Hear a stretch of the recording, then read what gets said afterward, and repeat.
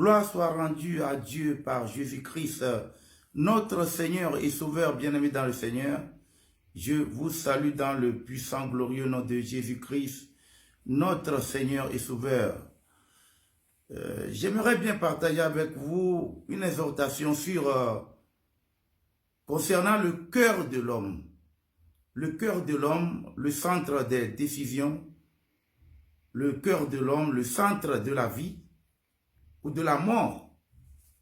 Oui, bien-aimé dans le Seigneur, sans toutefois tarder, je vais lire dans Genèse chapitre 6, le verset 5.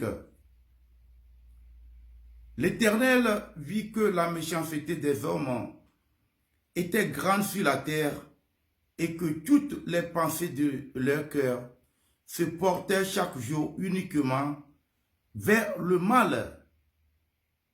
Lorsque nous examinons ce passage, nous voyons clairement que l'Éternel a vu que la méchanceté des hommes était grande sur la terre et que toutes les pensées de toutes les pensées de leur cœur, les pensées de leur cœur se portaient chaque jour, uniquement vers le mal.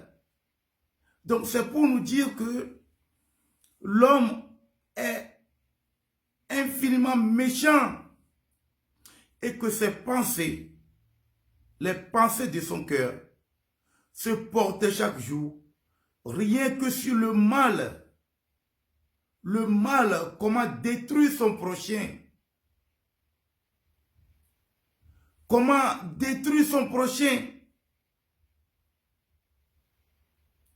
Comment faire du mal aux autres. Comment rendre les autres dans un état de tristesse. Comment voir les autres souffrir, leur faire endurer des peines et s'en réjouir. C'est ça l'homme. C'est ça le cœur de l'homme. Les pensées du cœur de l'homme se portaient uniquement vers le mal. Les pensées du cœur de l'homme ne se portaient pas sur le bien, mais uniquement sur le mal. Le cœur de l'homme est rempli de méchanceté, d'atrocité, de fausseté, de haine et de toutes sortes de ruses dont il s'en sert pour détruire son prochain. L'homme te dira, viens, je t'invite à manger chez moi. Mais dans son cœur, dans les pensées de son cœur, ce n'est que le mal qu'il a envisagé pour toi. Il t'invite à venir manger chez lui. C'est pour t'empoisonner. Tel est le cœur de l'homme. Il t'invite à l'accompagner quelque part. C'est pour aller te faire tuer, pour se servir de tes organes et se livrer à des rituels pour devenir riche, comme nous le voyons, nous l'entendons chaque fois sur les réseaux sociaux. C'est ça le cœur, les pensées du cœur de l'homme. C'est ça la méchanceté qui est dans le cœur de l'homme. L'homme, lorsqu'il voit que tu prospères dans une activité, il se sert du ruse pour s'approcher de toi afin d'acquérir les moyens par lesquels tu es en train de prospérer et après te détruire. C'est ça l'homme. L'homme est mauvais, méchant. Jérémie chapitre 19. Jérémie chapitre 19. Autant pour moi, Jérémie chapitre 17. Jérémie chapitre 17, le verset 9. La parole de Dieu nous enseigne ici le cœur est tortueux par-dessus tout. Et il est méchant. Oui, le cœur est tortueux par-dessus tout. Et il est méchant. Qui peut le connaître? Oui, qui peut le connaître, bien-aimé? Qui peut le connaître?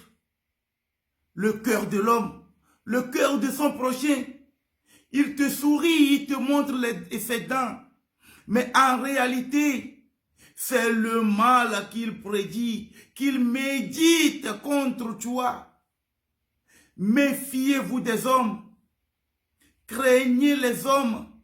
Ne vous confiez pas aux hommes, mais confiez-vous plutôt à Dieu, qui seul sauve par Jésus-Christ, notre Seigneur et Sauveur. Il est difficile de lire dans le cœur de l'homme ce qui est en train de se mouvoir dans son cœur, dans les pensées de son cœur. Le cœur de l'homme, comme le dit encore Jérémie 17, le verset 9, le cœur est tortueux par-dessus tout. Et il est méchant, oui. Le cœur est tortueux par-dessus tout. Et il est méchant. Qui peut le connaître? Qui peut le connaître? L'homme est mauvais, l'homme est méchant. L'homme est rusé. L'homme est rempli de toutes sortes de faussetés. L'homme est rempli d'esprits méchants, d'esprits de destruction massive. Et l'homme se sert de ces esprits qui sont en lui pour détruire son prochain, pour détruire l'innocent, porter des faux jugements sur son prochain, raconter des choses que son prochain n'a pas fait sur lui, juste pour le discréditer, juste pour le mettre, le présenter d'une manière que je ne saurais décrire, juste pour le saboter, le détruire, le présenter aux autres comme s'il est un homme méchant. Mais c'est lui-même qui est méchant. C'est lui-même qui est méchant. L'homme n'aime pas le bonheur de son frère. L'homme n'aime pas voir son frère prospérer. Dans son cœur ne se meut que la méchanceté, le mal contre son prochain. Comment détruire son prochain? Comment détruire son ami?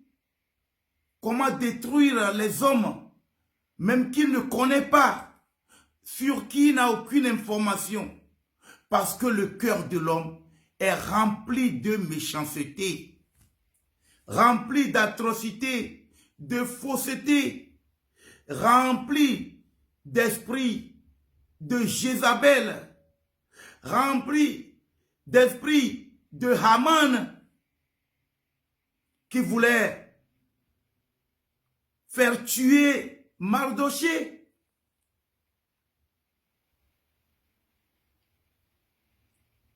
Nous vivons dans un monde où le cœur de l'homme est méchant, rempli rien que de méchanceté, du mal pour détruire son prochain. On ne peut souhaiter le bonheur à son prochain. On ne peut voir son prochain prospérer. On doit l'envier. On doit haïr. On doit passer par tout moyen pour détruire son prochain. C'est ça le cœur de l'homme. Les pensées du cœur de l'homme ne se portent que sur le mal. Comment empoisonner son prochain? Comment porter de faux jugements sur son prochain pour qu'on l'emprisonne et pour s'emparer frauduleusement, pour s'emparer abominablement de sa femme? Comment porter de faux jugements sur son prochain pour qu'il soit arrêté, condamné, jugé, jeté en prison, afin qu'on tourne autour de sa femme.